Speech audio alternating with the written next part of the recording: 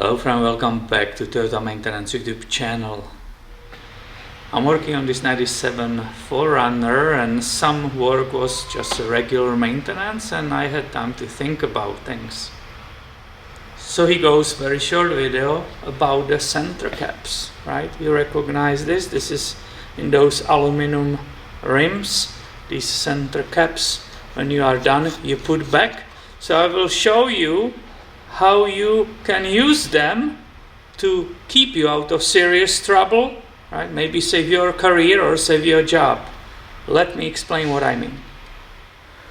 Let's say you are working on the vehicle which has multiple jobs. One of them was tire rotation. So as you can see, these tires are installed already, but I didn't put those center caps back, right?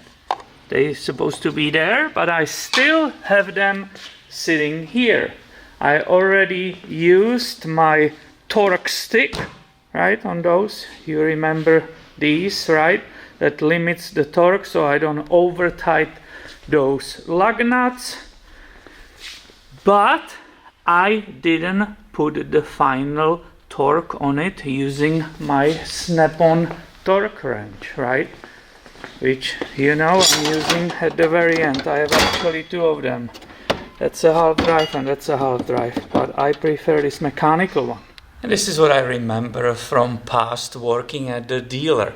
You need to create some system which help you to see if you torqued the wheels or not, right? This is really important. Nobody wants to end up fixing the car, customer leaves, and in 5-10 minutes they lose the entire wheel and it's rolling away from them and they can get in the accident, right? So this is a hint for either somebody who works at home or the tech who is new at this business in automotive, how to have a system that you never forget to tighten, correctly torque the lug nuts.